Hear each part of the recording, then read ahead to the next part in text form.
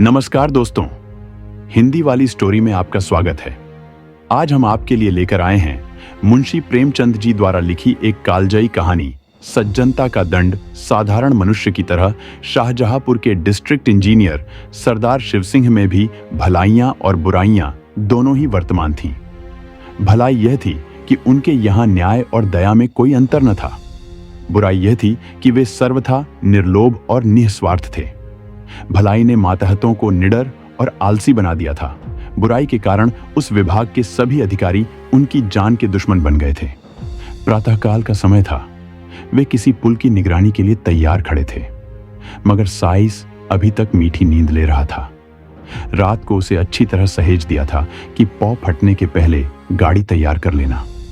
लेकिन सुबह भी हुई, सूर्य भगवान ने दर्शन भी दिए, शीतल किरणों में गर्मी भी आई, पर साइस की नींद अभी तक नहीं टूटी।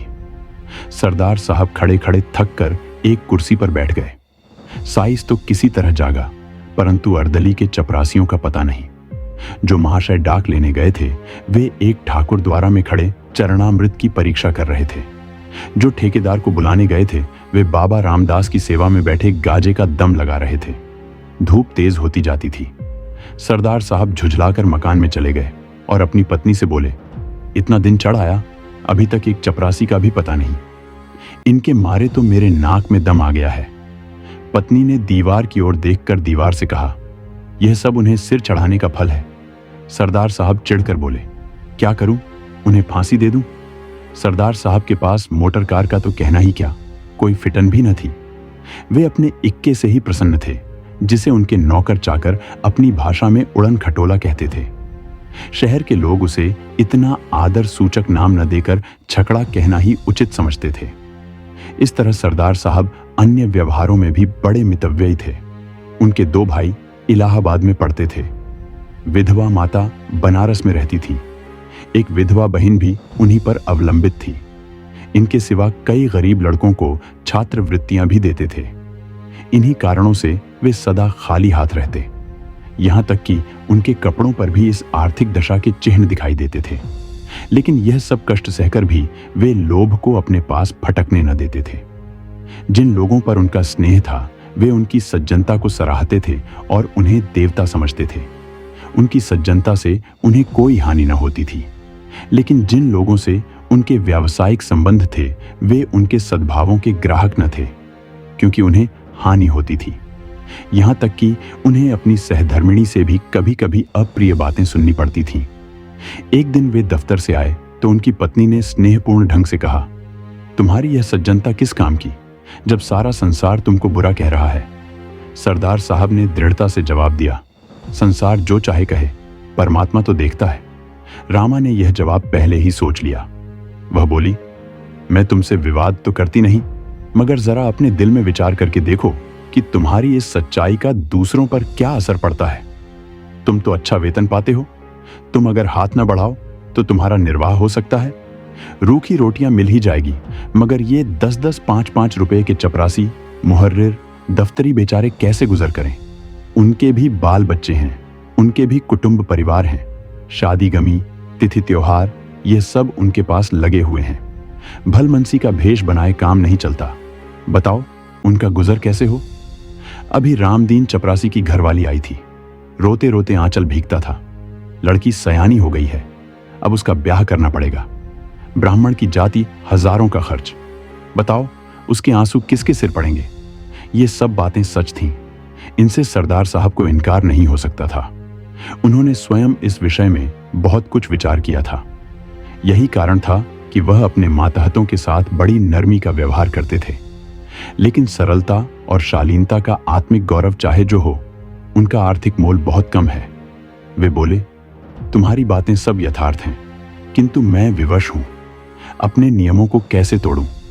यदि मेरा वश चले तो मैं उन लोगों का वेतन बढ़ा दूं, लेकिन यह नहीं हो सकता कि मैं खुद लूट मचाऊं और उन्हें लूटने दूं।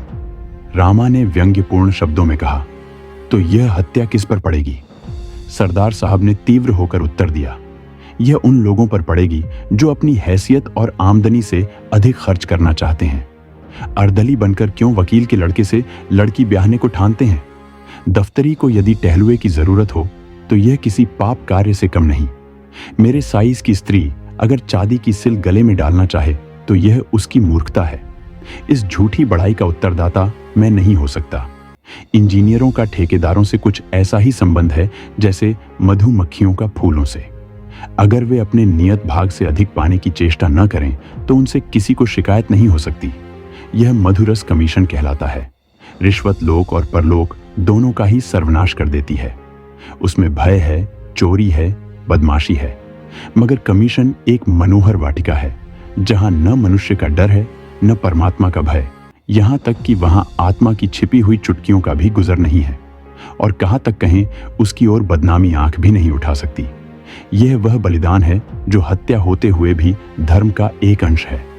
ऐसी अवस्था में यदि सरदार शिव सिंह अपने उज्जवल चरित्र को इस धब्बे से साफ रखते थे और उस पर अभिमान करते थे तो क्षमा के पात्र थे। मार्च का महीना बीत रहा था।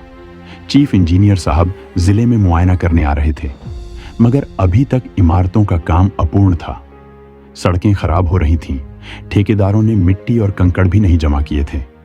सरदार साहब रोज ठेकेदारों को ताकीद करते थे, मगर इसका कुछ फल न होता था।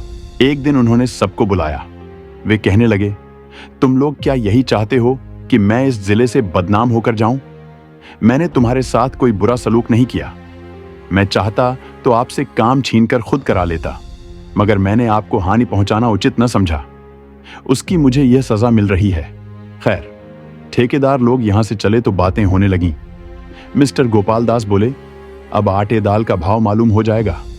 शाहबाज खां ने कहा, किसी तरह इसका जनाजा निकले तो यहां से। सेठ चुन्नी लाल ने फरमाया, इंजीनियर से मेरी जान पहचान है, मैं उसके साथ काम कर चुका हूं, वह उन्हें खूब लथेड़ेगा। इस पर बूढ़े हरिदास ने उपदेश दिया, यारो, स्वार्थ की बात है, नहीं तो सच यह है कि यह मनुष्य नहीं देवता है। भला और नहीं तो साल भर में कमीशन के 10,000 तो होते होंगे। इतने रुपयों को ठीकरे की तरह तुच्छ समझना क्या कोई सहज बात है? एक हम हैं कि कौड़ियों के पीछे ईमान बेचते फिरते हैं। जो सज्जन पुरुष हमसे एक पाई का रवादार न हो, सब प्रकार के कष्ट उठाकर भी जिसकी नीयत डावाडोल न हो, उसके साथ ऐसा नीच और कुटिल बर्ताव करना पड़ता है। इसे अपने अभाग्य के सिवा और क्या समझें? शाहबाज खां ने फरमाया, हां, इसमें तो कोई शक नहीं कि यह शख्स नेकी का फरिश्ता है। सेठ चुन्नी लाल ने गंभीरता से कहा, खां साहब, बात तो वही है जो तुम कहते हो, लेकिन किया क्या जाए? नेकनियती से तो काम नहीं चलता। यह दुनिया तो छल कपट की है। मिस्टर गोपाल दास BA पास थे। वे गर्व के साथ बोले, इन्हें जब इस तरह रहना था तो नौकरी करने की क्या जरूरत थी? ये कौन नहीं जानता कि नियत को साफ रखना अच्छी बात है, मगर यह भी तो देखना चाहिए कि इसका दूसरों पर क्या असर पड़ता है।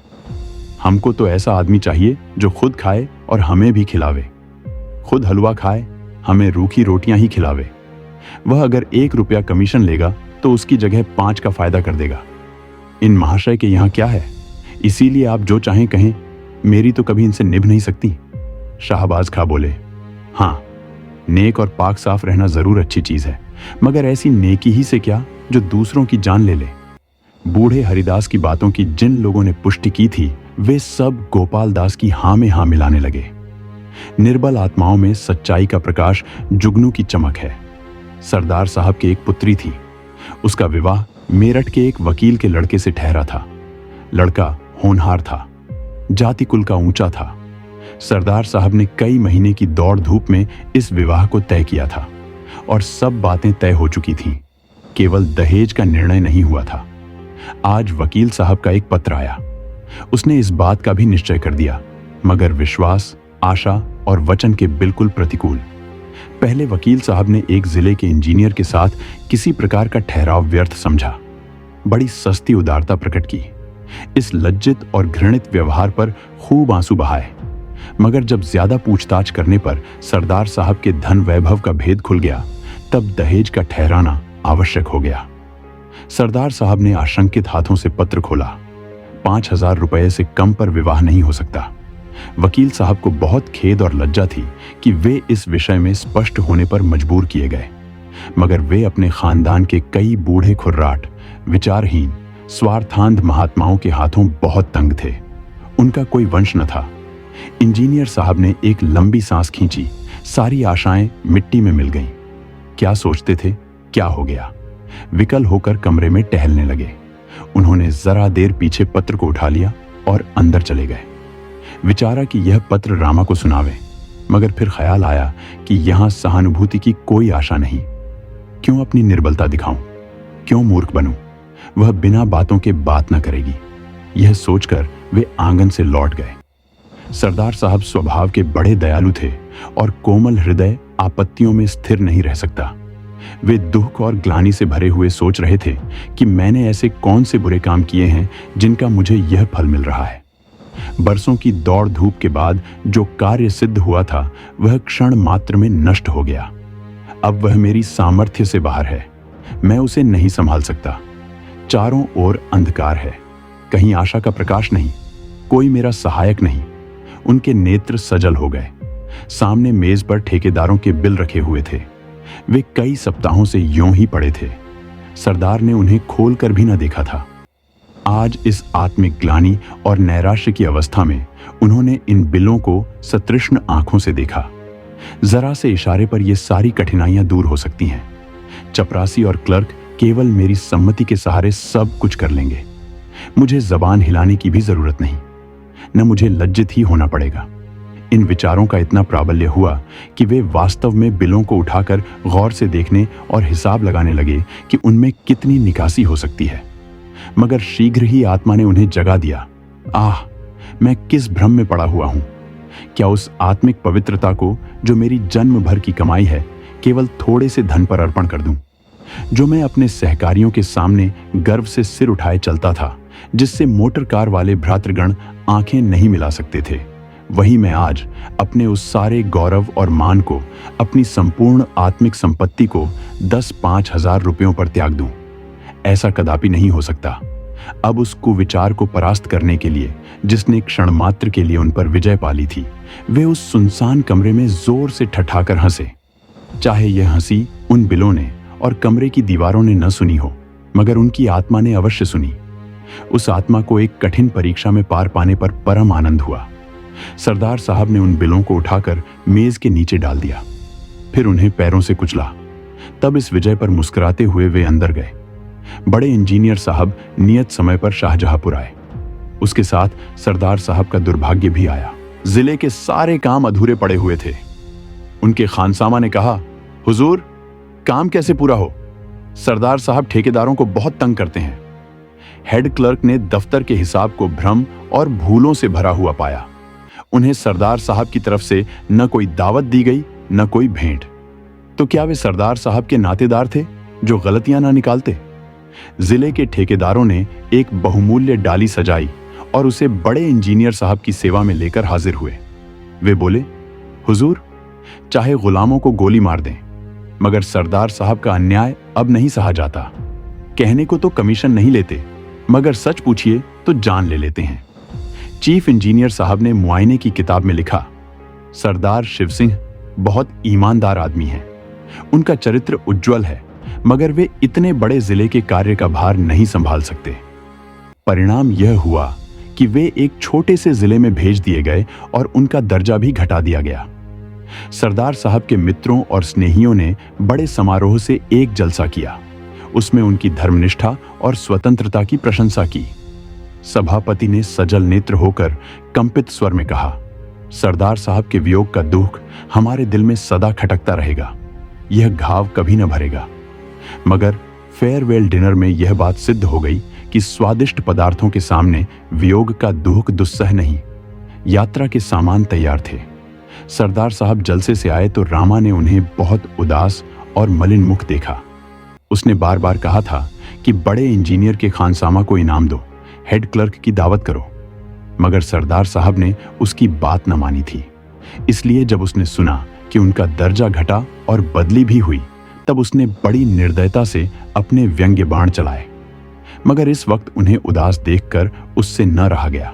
बोली, क्यों इतने उदास हो? सरदार साहब ने उत्तर दिया, क्या करूं, हंसूं? रामा ने गंभीर स्वर से कहा, हंसना ही चाहिए। रोइए तो वह जिसने कौड़ियों पर अपनी आत्मा भ्रष्ट की हो, जिसने रुपयों पर अपना धर्म बेचा हो। वह बुराई का दंड नहीं है, यह भलाई और सज्जनता का दंड है। इसे सानंद झेलना चाहिए। यह कह उसने पति की ओर देखा तो नेत्रों में सच्चा अनुराग भरा हुआ दिखाई दिया। सरदार साहब ने भी उसकी ओर स्नेहपूर्ण दृष्टि से देखा। उनकी हृदयेश्वरी का मुखारविंद सच्चे आमोद से विकसित था। उसे गले लगाकर वे बोले, रामा, मुझे तुम्हारी ही सहानुभूति की जरूरत थी। अब मैं इस दंड को सहर्ष सहूंगा। दोस्तों, कहानी यहीं समाप्त होती है। अगर आपको ये वीडियो पसंद आया हो तो इसे लाइक करें, अपने दोस्तों के साथ शेयर करें और चैनल को सब्सक्राइब करना न भूलें। फिर मिलते हैं ऐसे ही एक और दिलचस्प कहानी के साथ। तब तक के लिए धन्यवाद।